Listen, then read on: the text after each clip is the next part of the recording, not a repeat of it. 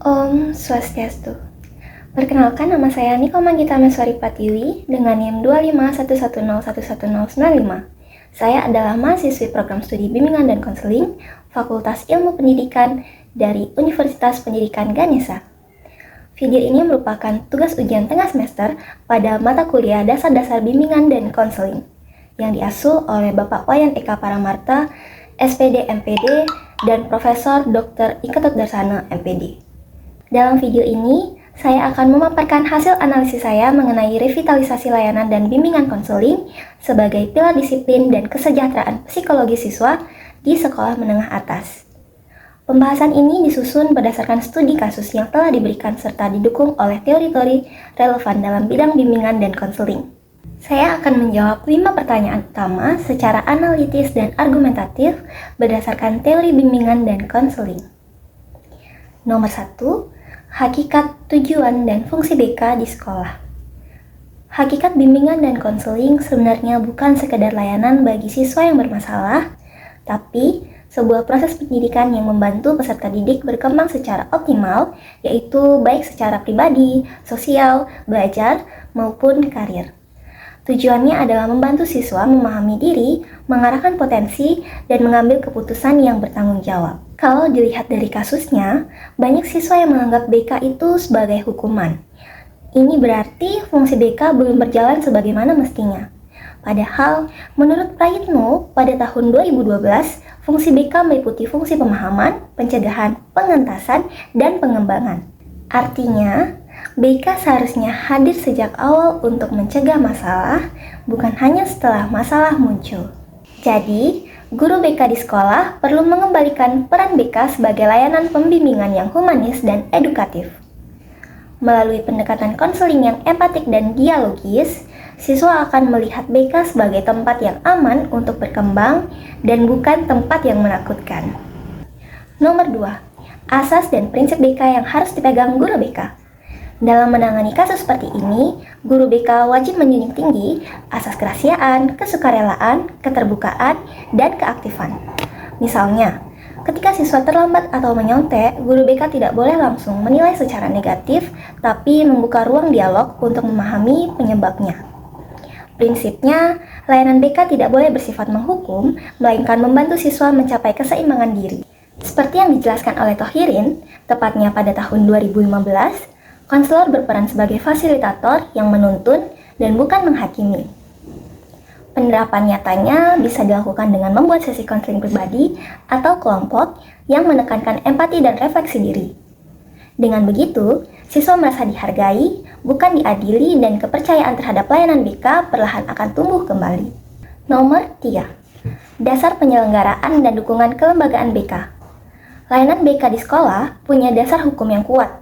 Salah satunya Permendikbud nomor 111 tahun 2014 tentang bimbingan dan konseling.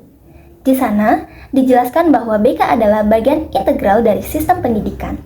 Tapi di kasus ini, guru BK belum punya sistem dokumentasi dan evaluasi yang jelas. Dan pihak sekolah juga belum memahami pentingnya peran konselor.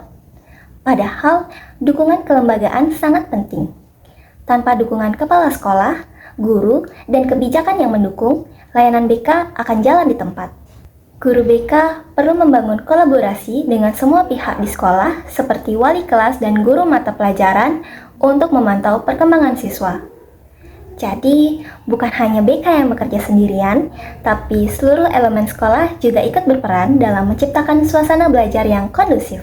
Nomor 4. Problematika layanan BK dan solusinya. Kalau dilihat dari kasusnya, problem utama layanan BK ada di 3 sisi: peran, pendekatan, dan teknis pelaksanaan. Dari sisi peran, guru BK belum dianggap strategis.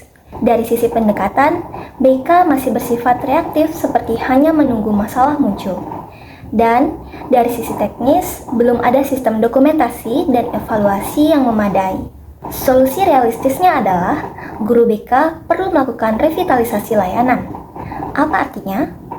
Artinya adalah layanan BK yang harus berbasis data, terencana, dan terukur.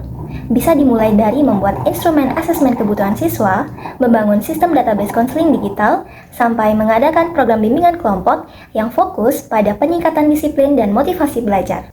Selain itu, penting juga adanya dukungan dari kepala sekolah untuk menyediakan ruang dan waktu yang cukup bagi guru BK agar layanan bisa berjalan optimal. Nomor 5, transformasi paradigma BK modern. BK modern sudah tidak bisa lagi hanya fokus pada masalah perilaku. Paradigmanya harus berubah menjadi developmental guidance, yaitu membantu siswa tumbuh secara utuh, mandiri, dan sejahtera secara psikologis. BK modern sudah tidak bisa lagi hanya fokus pada masalah perilaku. Paradigmanya harus berubah menjadi developmental guidance, yaitu membantu siswa tumbuh secara utuh, mandiri, dan sejahtera secara psikologis. Konselor modern perlu mengintegrasikan teknologi, misalnya dengan konseling daring atau penggunaan aplikasi refleksi diri yang bisa diakses oleh siswa. Selain itu, konselor juga berperan sebagai agen of change di sekolah, membangun budaya positif dan komunikasi empatik antar warga sekolah. Dengan paradigma baru ini, BK menjadi lebih relevan dengan kebutuhan generasi muda saat ini. Bukan sekedar ruang hukuman, tapi juga ruang pertumbuhan dan pemberdayaan diri. Jadi, dari semua pembahasan ini, bisa disimpulkan bahwa layanan BK yang ideal bukan hanya soal menangani pelanggaran, tapi tentang membentuk manusia yang sadar diri, bertanggung jawab, dan siap menghadapi masa depan. Guru BK perlu dukungan penuh dari sekolah, sistem yang terencana, dan pendekatan yang manusiawi. Dengan begitu, bimbingan dan konseling benar-benar menjadi jantung kesejahteraan psikologis siswa di sekolah.